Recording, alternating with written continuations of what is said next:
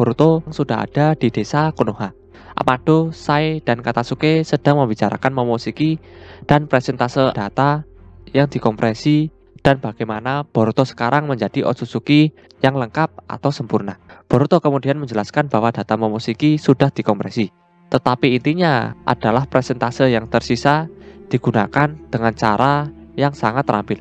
Hal ini merujuk pada Momoshiki menggunakan data yang tersisa untuk menyelamatkan nyawa Boruto. Kawaki yang tidak sadar muncul di tempat tidur tepat di sebelah Sumire. Shikamaru, Ibiki, Naruto di sekelilingnya mengawasi. Shikamaru mengatakan tidak masalah. Masalahnya adalah aku tidak berpikir kita dapat secara fisik membatasi atau mengikatnya sekarang. Hal ini mengacu pada Kawaki. Sumire tampak khawatir. Sumire mengatakan, kuharap ini hanya imajinasiku yang terus melayang, tapi sepertinya kau terlalu khawatir. Sumire mempertanyakan mengapa mereka membeli Kawaki untuknya dan bukan Amado. Saat Shikamaru sedang menuju keluar untuk menghadapi Amado, Sasuke muncul untuk pertama kalinya sejak kepergiannya. Dia telah menyelidiki Code. Dia datang ke Shikamaru dengan intel penting tentang tempat persembunyian Code. Sasuke mengatakan, aku punya sesuatu untuk dilaporkan. Jadi Sasuke mulai berbicara dengan Shikamaru tentang penemuannya. Sementara itu di tempat Daimon, Eida, dan Code, Daimon sudah terbangun dan dalam posisi menunggang kuda di atas Code. Eida berbicara tentang dia dan kemitraan Code yang hanya berfungsi jika dia mendapatkan Kawaki dan dia membantunya mempertahankan kekuatannya. Hal ini memacu pada mengangkat pembatasnya. Kemudian adegan berubah lagi ke tanda Shikamaru. Dia berjalan sendirian ke ruang kantor Amado. Saat berbicara dengan Amado, dia bertanya-tanya apakah dia benar dengan asumsi bahwa reinkarnasi Momoshiki tidak akan terjadi lagi. Shikamaru meraih baju Amado penuh kemarahan dan frustasi. Amado terkejut dan mengatakan, ada apa ini? Tiba-tiba Amado terkejut dengan itu. Lalu adegan berubah ke Mitsuki, Sarada, dan Boruto. Sarada dekat dengan Boruto, mencoba menyelidiki tandanya. 10 ekor disebutkan oleh Mitsuki mengacu pada Boruto yang sekarang menjadi 11. Otsutsuki yang matang dan bagaimana Boruto sekarang akan ditargetkan oleh Code membuatnya menjadi buah yang sempurna untuk ekor 10 atau Jubi. Jubi disebutkan oleh Mitsuki. Saat mereka berbicara tentang Boruto dan Code, Sasuke muncul dan mengatakan, Sarada benar. Mereka terlihat senang melihat Sasuke lagi. Bahkan Sarada berteriak memanggil ayahnya. Sasuke memberitahu tim 7 tentang Code, musuh mereka yang tidak boleh diremehkan, dan siapa target nyata berikutnya. Hal ini mengacu pada Boruto. Adegan kemudian beralih kembali ke Shikamaru dan Amado. Shikamaru mempertanyakan Amado tentang mengapa dia mengkonfigurasi ulang karma Kawaki dan melakukan prosedur tersebut tanpa persetujuan dari Naruto dan yang lainnya. Amado menjawab kembali dengan mengatakan bahwa setidaknya sekarang dia memiliki kekuatan untuk melindungi Naruto dan mengalahkan musuh-musuhnya. Adegan berubah menjadi awan ketegangan antara Amado dan Shikamaru yang berada dalam percakapan tatap muka yang panas. Saat Shikamaru dan Amado sedang melakukan percakapan, Code muncul dari tanda yang diletakkan di leher Shikamaru sepenuhnya. Hal ini mengejutkan Shikamaru dan Amado. Dengan gemetar, Amado memanggil nama Code dengan putus asa. Code mengatakan, sudah lama, Amado.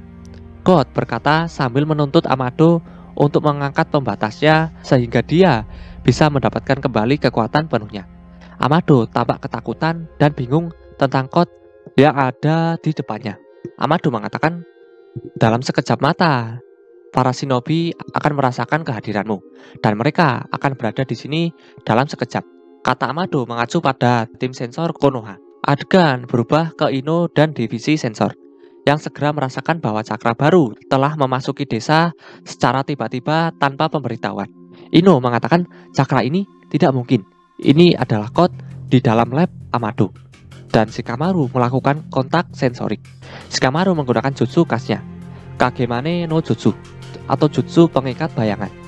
Hal ini dilakukan Shikamaru untuk menahan Code yang terkejut sekarang. Peti mati tiba-tiba terbuka dan Delta yang diciptakan kembali atau dikonfigurasi ulang keluar. Dia sekarang memiliki simbol di dahinya, mengingatkan pada simbol Konoha.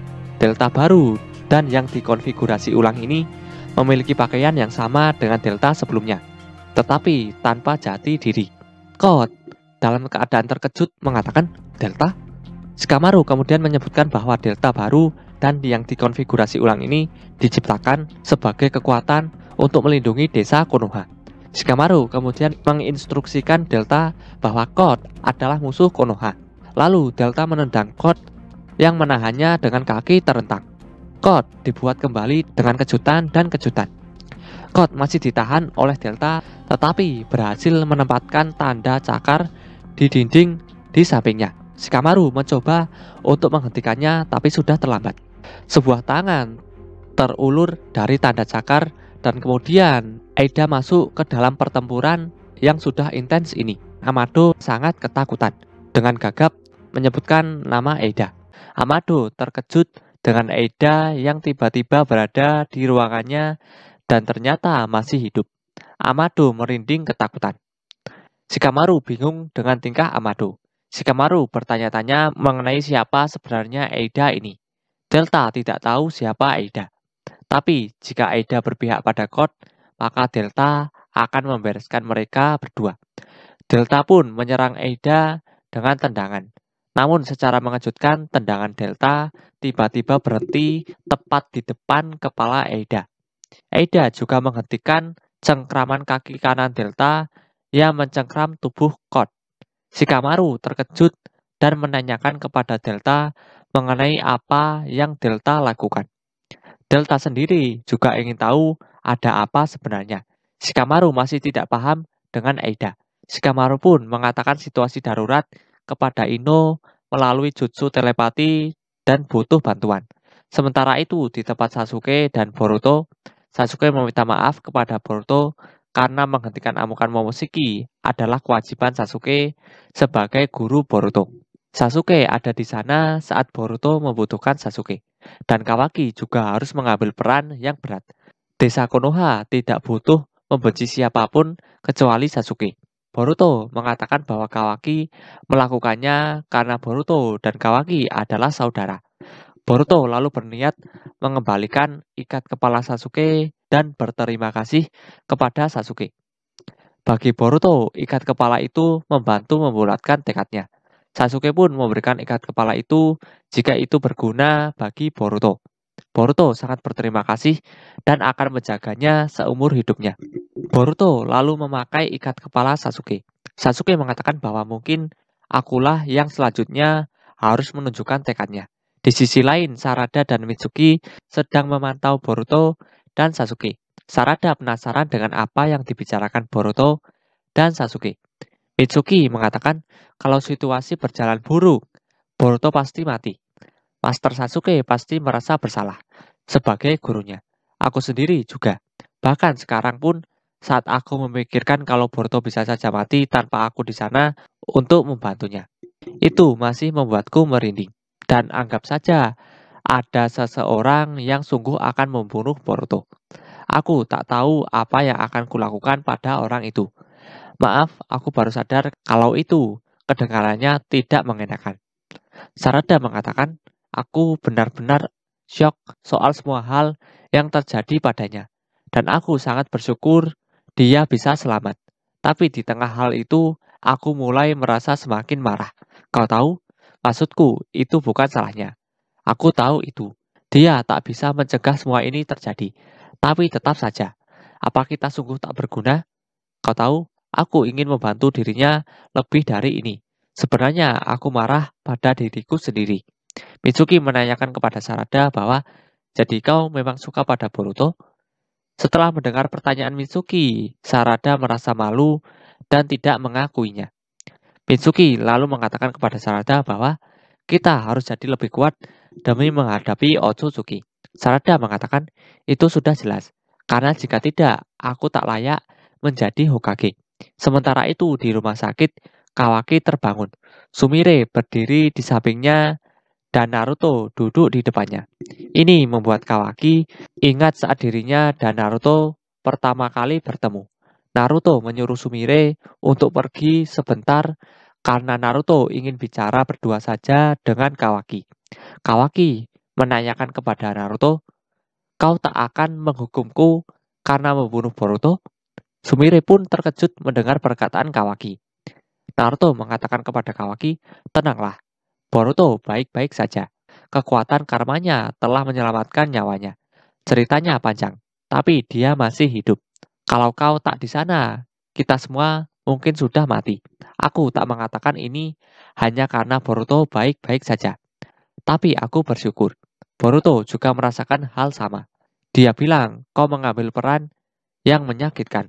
Kau sudah pernah mengatakan ini, Kawaki. Tapi tempatmu adalah di sini, di Konoha. Tidak dimanapun lagi.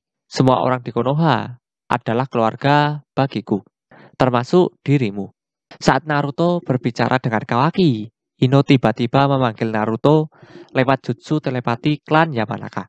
Ino memberitahu bahwa musuh menyerang di lab 3. Code dan satu orang lagi yang identitasnya tidak diketahui. Informasi ini juga didengar oleh Sasuke. Sasuke pun bergegas untuk menuju ke sana. Sasuke juga memberitahu Boruto dan mengajaknya. Sementara Naruto berpamitan kepada Sumire dan Kawaki kalau dirinya ada urusan penting. Sumire pun menanyakan keadaan Boruto kepada Naruto. Naruto sendiri mengatakan bahwa Boruto sehat seperti biasa dan tak perlu cemas. Kawaki melihat karma di telapak tangan kirinya dan mata kirinya pun berubah. Sementara itu di lab 3, Shikamaru menggunakan jutsu bayangannya kepada Eida. Eida pun terkejut kalau Shikamaru bisa menyerangnya. Itu karena jutsu Shikamaru tidak melukai Eida secara langsung. Eida tidak bisa bergerak karena jutsu bayangan Shikamaru ini.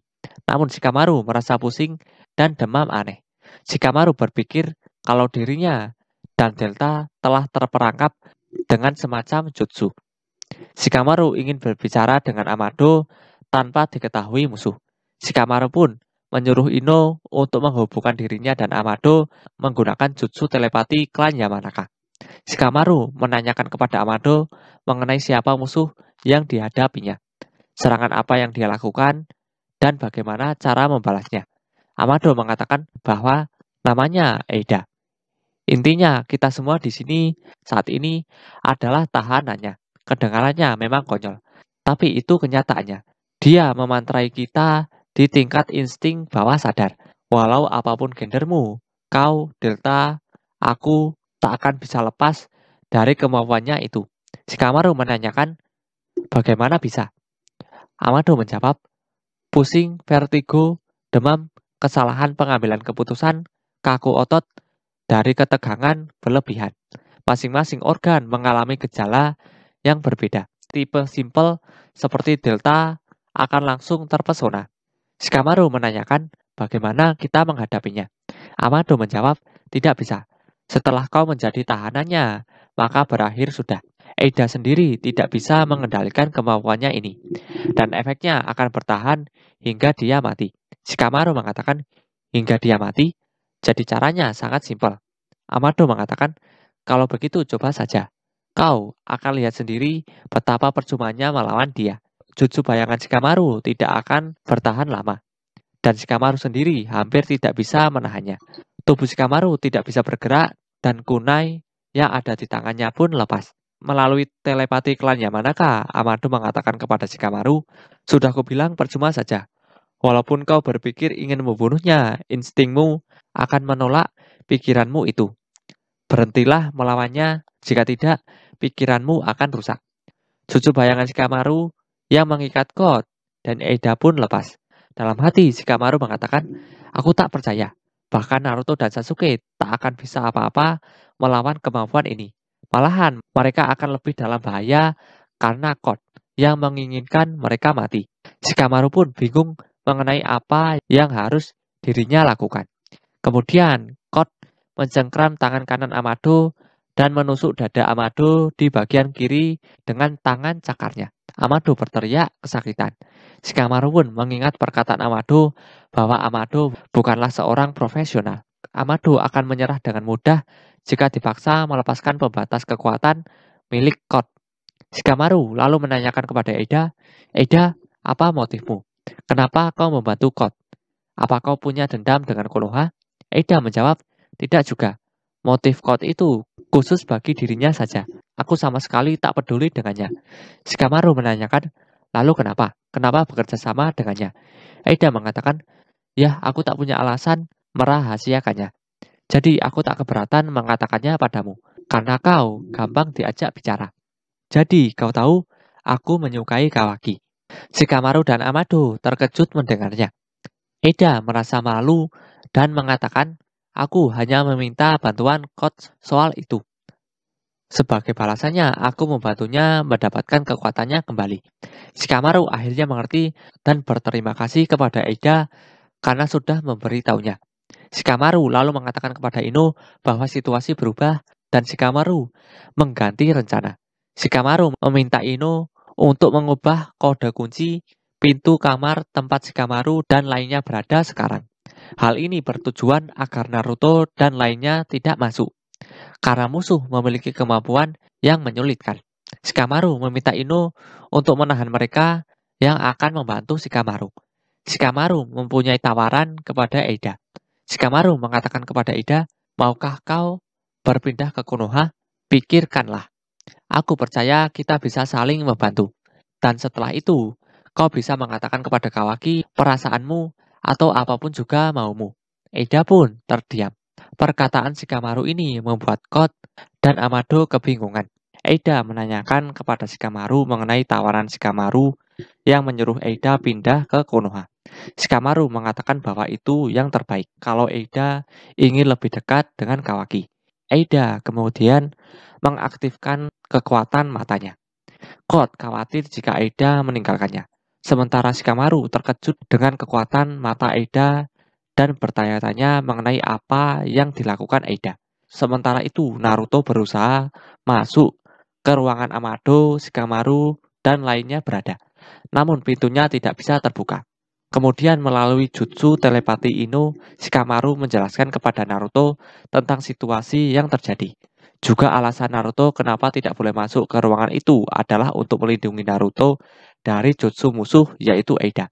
Shikamaru juga meminta kepada Naruto untuk tidak menghancurkan sistem kunci dan memaksa masuk ke ruangan Shikamaru berada. Tak lama kemudian Sasuke dan Boruto tiba dan menemui Naruto. Sementara itu, ternyata Eida mengetahui semuanya, termasuk Shikamaru yang menyuruh Ino mengunci pintunya supaya Naruto dan lainnya terlindungi dari jutsu Eida. Shikamaru terkejut dan akhirnya dia tahu mengenai kekuatan mata Eida. Amado kemudian menjelaskan kekuatan mata Eida kepada Shikamaru melalui jutsu telepati klan Yamanaka. Kekuatan mata Eida disebut Senrigan. Eida bisa melihat semua hal yang terjadi di dunia. Dia bisa melihat masa lalu, namun tidak bisa melihat masa depan. Artinya, Shikamaru tidak bisa menyembunyikan apapun dari Eida. Shikamaru lalu beranggapan kalau jutsu Eida tidak bisa menguping pembicaraan melalui telepati milik Ino. Pasti Eida tidak bisa melihat jauh ke dalam lubuk hati. Eida menjelaskan kepada Shikamaru bahwa dirinya tidak ada sebab yang kuat untuk memusuhi Konoha. Shikamaru awalnya tidak menganggap Eida sebagai musuh, tapi karena Eida membantu Kot, Eida dianggap sebagai musuh Konoha. Shikamaru lalu menawarkan Eida sekali lagi. Pihak mana yang lebih baik Eida pilih, Konoha atau Kot? Sementara itu di tempat Kawaki dan Sumire, Sumire membicarakan kepada Kawaki mengenai Boruto yang diserang Kawaki. Sumire yakin kalau Kawaki terpaksa untuk mengambil keputusan yang sulit. Kawaki lalu menjelaskan bahwa Amado memulihkan karma Kawaki tanpa izin Kawaki. Kawaki rasa Amado melakukan itu saat memperbaiki tangan kanan Kawaki. Karena itu prosesnya lama. Tapi kembalinya kekuatan karma adalah hal yang juga Kawaki inginkan. Jika tidak ada karma itu, mungkin Hokage ke-7 sudah mati. Ini adalah pertama kali Kawaki bersyukur memiliki kekuatan karma dari lubuk hati yang terdalam. Sumire lalu mengatakan kepada Kawaki bahwa Sumire merasa alasan kenapa Amado mengembalikan karma Kawaki adalah demi tujuan pribadinya Amado sendiri. Sementara itu, Kot memaksa Amado melepaskan pembatas kekuatan milik Kot.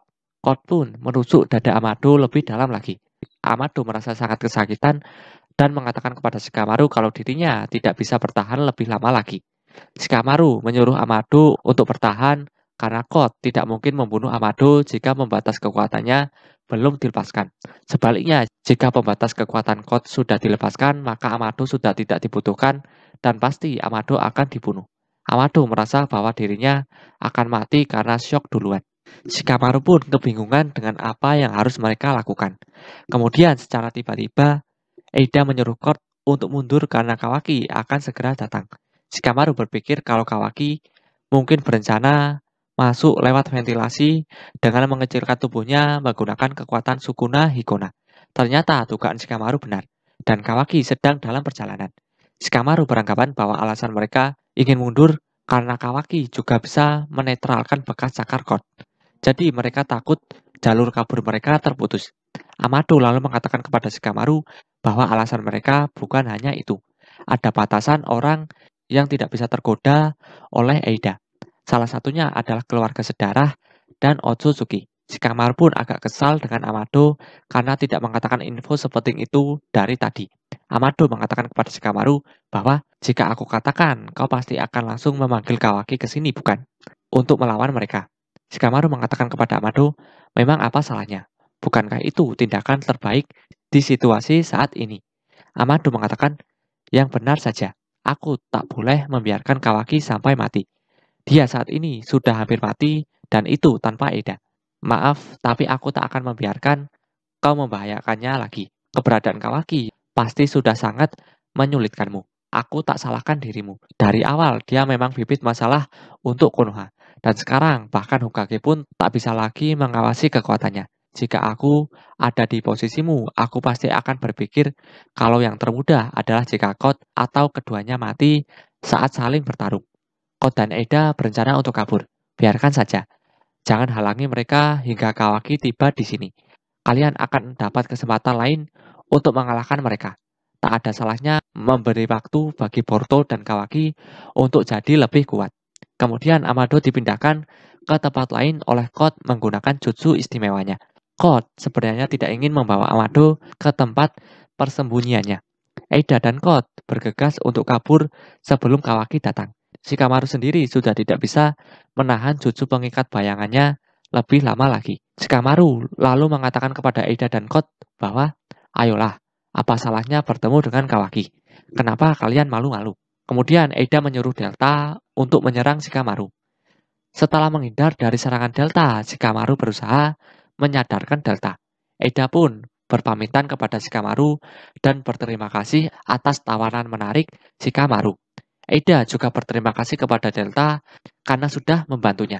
Sebelum pergi, Code mengatakan kepada Shikamaru bahwa Code sudah menambahkan Shikamaru ke dalam daftar balas dendam. Shikamaru pun menyuruh Code untuk cepat pergi dan jangan pernah memperlihatkan wajahnya lagi. Tak lama kemudian, Kawaki pun tiba. Setelah Kawaki tiba, Shikamaru menyuruh Kawaki untuk menghancurkan bekas cakar Code menggunakan Sukuna Hikona, agar Code tidak bisa menyusup lagi. Kawaki menanyakan keberadaan Amado kepada Shikamaru.